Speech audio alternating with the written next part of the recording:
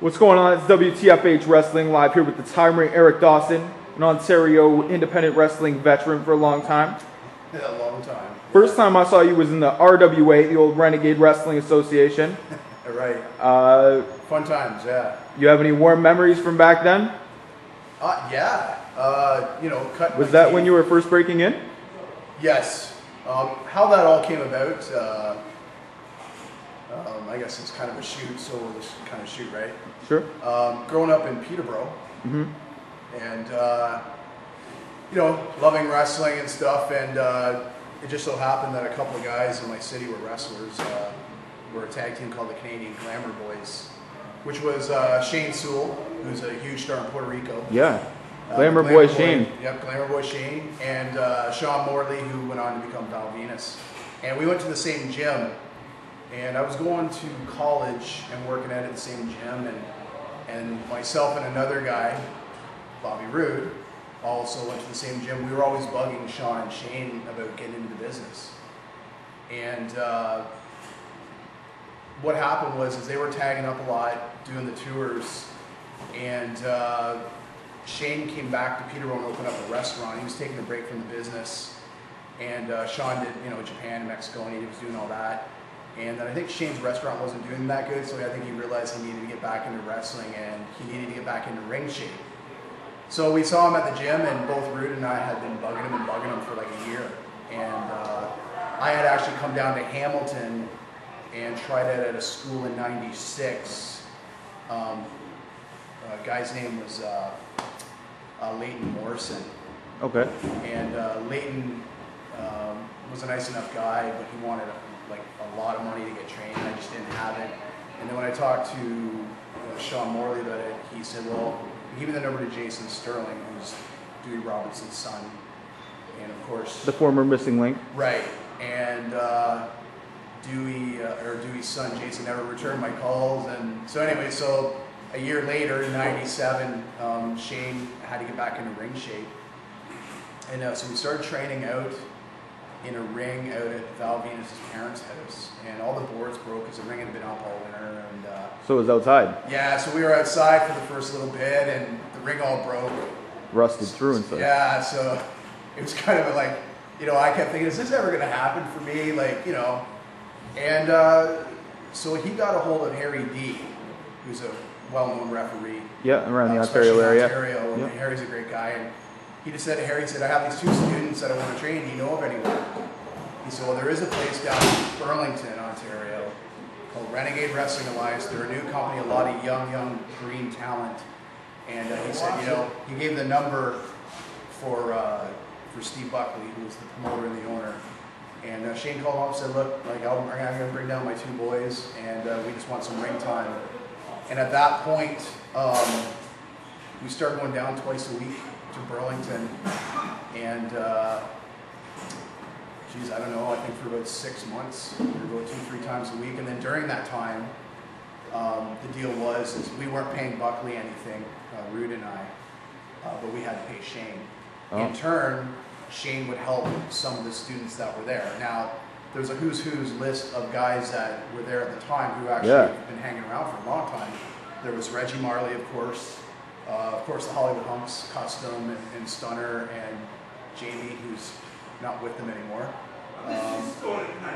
JQ Public, who you've been wrestling a few times recently, everywhere. Yeah, and that was probably my... In a feud that will never die. Yeah, that seems to be the thing. I think we just had good chemistry, and he's such a good face. And, But, and there was a lot of guys that were there, the all-nighters were there at the time, and so I drove, after about 6 months, I took Shane to the airport in Buffalo so he could get back to Puerto Rico, and he said, all right, boys, I'm giving you as much training as I can, and now it's up to you. So you took the ball and ran with it. Yeah, so RWA and a few spot shows here and there, like over into Quebec, and then I'd done some stuff in USWF in New York State, and kicked around for a long time. And then in '99, 98, geez, the timeline. My birthday's like in a week from now, I'm 37, so I'm like, whoa. Wow. But anyways, I ended up meeting a young wrestler by the name of Pretty Boy Pat, on a Nick Wyman Nitro show. Okay. For CWI back when it was first starting.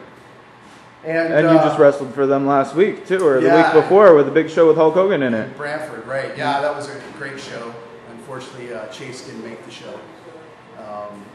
Do you think of that as the biggest show that you've been on so far? Yeah, you know, and I just talked to Nick on the phone a couple of nights ago, and he asked me, he said, you know, was that the biggest show you'd ever been on? And I said, well, you know, some of the HWF shows in the late 90s, early millennium, they rocked. They were big, I think the biggest one was in London, and it drew over 2,000 people. But yeah. I said, you know, this show is totally dwarfed that. Yeah. And, but yeah, so I hooked up with Chase, and I had a manager at the time that I kind of just by default ended up. A female manager? A female manager. She started off as Angel, and she became Angel Williams, and now I think her name is Angelina Love. And she managed Chase and I for the first over a year when we were, you know, as the Texas Hellraisers. Yeah. And you know, she's gone on and done really well for herself. And but yeah, Chase and I started tagging, I think in '99, and you know, we rolled into. You know, we had a lot of great matches with the Ebony Express, Reggie Marley, and JQ Public. Yep.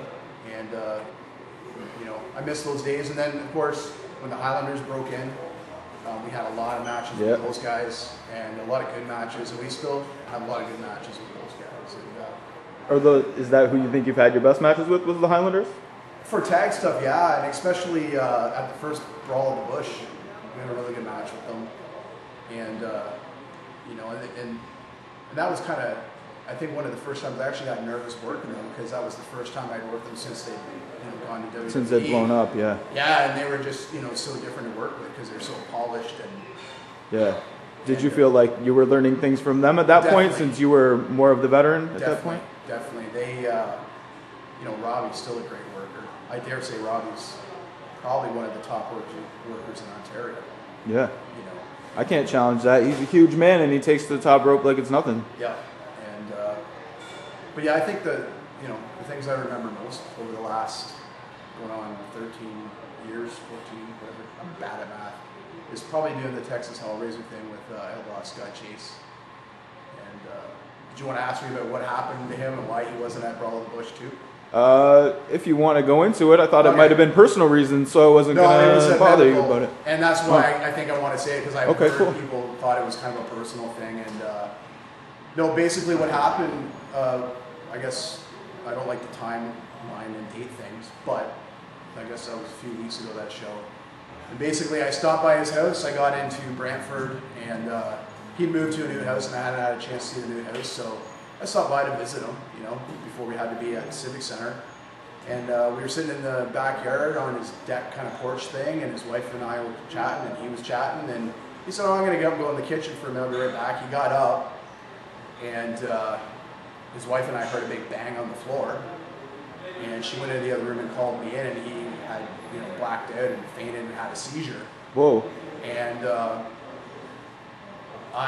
you know, I told her to call 911, and you know, I have some medical experience because I had a shoot job for a while. Well, that's good. Doing that, and I don't like to. But anyways, so I was waiting for the first paramedic crew to get there, and he was starting to come around. He was getting a little bit more coherent, and when the first medical crew got there, he had another seizure. And so when he had the second seizure, they called for a different paramedic crew to come, an advanced care team. So that, you know, they ended up having to board and collar him because when he fell, he hit his head and split his lip open. So he had to get stitches. And I followed the ambulance to the hospital with his wife, and he apparently had a seizure on board of the ambulance. And so obviously he wasn't going to make the show. So that's why. The biggest show of his career, potentially. Yeah, yeah. But it turned out it was, you know, had something to do with having a really bad sinus infection. And it wasn't, I mean, they're going to do more tests, but I've actually had some people say to me they thought it was a personal reason, and no, I want to say on record that it was a medical thing, but he's doing well. I just talked to him the other day. So he'll probably be in a CWI show in the future to I would think come back against the Highlanders. Yeah, I would hope so, because I know how much